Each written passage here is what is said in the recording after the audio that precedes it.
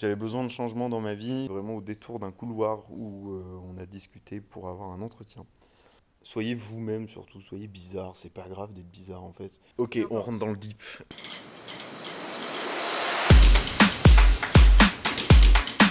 J'ai choisi 42 Lausanne parce que en fait j'étais en réinsertion mentale. J'avais besoin de changement dans ma vie. J'ai fait 9 ans de cuisine avant.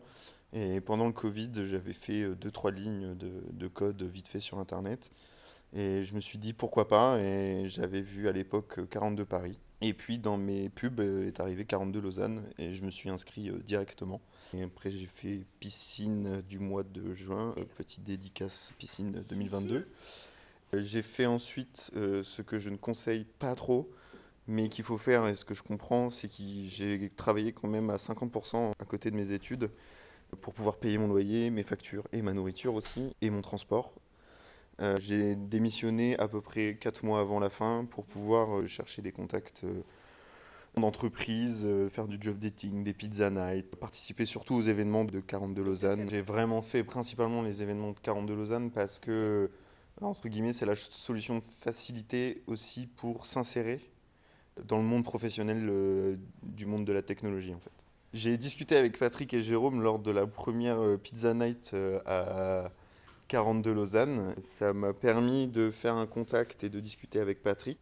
Patrick Delouero, qui est le manager de la Digital Factory de chez Audemars-Piguet. C'est lui qui gère tous les autres managers de l'équipe IT. Qui m'avait parlé d'un studio qui était interne, qui était tout neuf, qui avait moins de 6 mois. J'ai fait part de mon engouement pour les jeux vidéo et la 3D, sachant que c'était un monde quand même maintenant où c'est cool d'être une personne qui fait du jeu vidéo et qui adore ça. Et ça a tout de suite accroché. Ensuite, il y a une deuxième pizza night où j'ai parlé avec une autre personne de chez Audemars Piguet où pareil, ça a tout de suite accroché.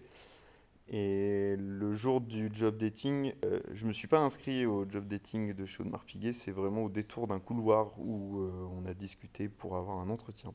D'où le fait de se faire des contacts, qui est un peu important. C'est qu'il m'a vu au détour d'un couloir, il m'a dit ah cool, on se voit après. Et j'ai dit non, je ne me suis pas inscrit.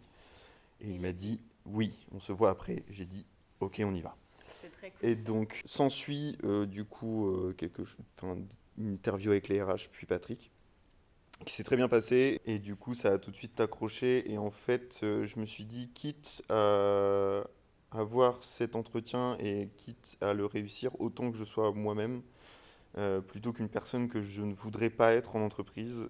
J'ai fait 2 ans de parcours pour en arriver là, autant que je le fasse au max. Donc j'ai été moi-même pendant l'interview, j'ai proposé des idées, j'ai malheureusement coupé la parole. Oh mon Dieu, qu'est-ce que je m'en suis voulu sur la route du retour. Mais c'est pas grave, je pense que ça a été même bien vu dans le sens où j'étais fort de propositions et d'idées, sachant que ça me plaisait énormément. Et puis je suis arrivé en interview aussi dans l'équipe ensuite, du studio 3D, où pareil, j'avais fait des recherches avant sur ce qu'ils pouvaient utiliser, sur ce que Patrick m'avait donné comme connaissance. Donc, j'ai directement amené des solutions, des idées, combien de temps ça pourrait prendre. J'ai fait un truc comme si j'étais déjà dans l'entreprise et que je proposais un projet, plutôt que de me dire, je suis stagiaire, je sais pas faire grand-chose, et let's go. En 3 phrases, je fais partie d'une équipe qui n'a pas le temps de faire des recherches sur les nouvelles technologies du web, et donc, ils voulaient un player 3D sur le web. Donc, ils m'ont proposé de faire justement cette recherche qu'ils n'ont pas le temps de faire. Donc, c'est du recherche et développement sur des technologies 3D futures, donc WebGL, WebGPU, etc. Le plus gros challenge, c'était surtout pendant l'école, de ne pas se sentir légitime et d'avoir un syndrome de l'imposteur qui est quand même malheureusement assez imposant et assez caché, dans le sens où on en discute pas trop et je trouve que c'est quand même important, c'est la santé mentale, n'oubliez pas, c'est ultra important. Arriver en entreprise, sachant que c'était quelque chose qui me passionnait et j'espère que ça vous arrivera, en fait, j'ai pas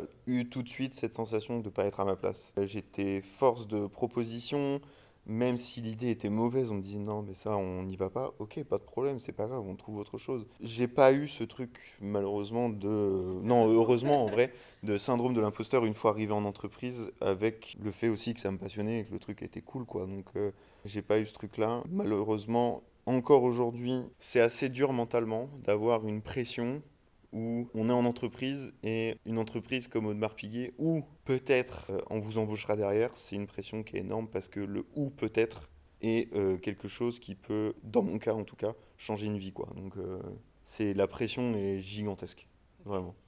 En fait, le fait aussi qu'ils viennent me chercher, ça m'a aussi amené une confiance. J'espère que ça vous arrivera un jour. Mais le fait qu'ils viennent me chercher, je me suis dit, ah, il y a quand même quelque chose. Et en fait, soyez vous-même surtout, soyez bizarre. C'est pas grave d'être bizarre en fait. Dans un monde où il y aura toujours quelqu'un de plus bizarre que vous, quoi. Si vous êtes trop bizarre, alors posez-vous des questions. Mais soyez vous-même en fait. C'est con, mais c'est pas grave d'être un gros geek qui aime les jeux vidéo et Python, quoi. C'est pas un problème, c'est au contraire, ça peut intéresser l'entreprise d'un mec qui veut faire un jeu vidéo en Python, j'en sais rien. Mais c'est trop bien, quoi. Et faites-en une force, faites de ça une force. Faites-vous confiance, c'est trop dur à dire.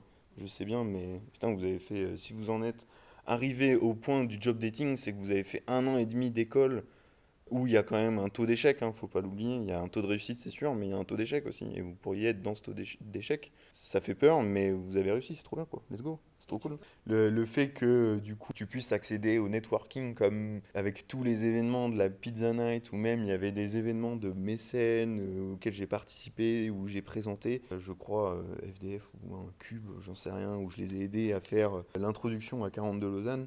C'était cool parce que ça vous apprend aussi à networker, à gérer votre stress en entreprise et attention à être corpo. C'est cool d'être corpo, d'avoir un petit rire corpo, de faire des blagues corpo, c'est marrant, tu vois.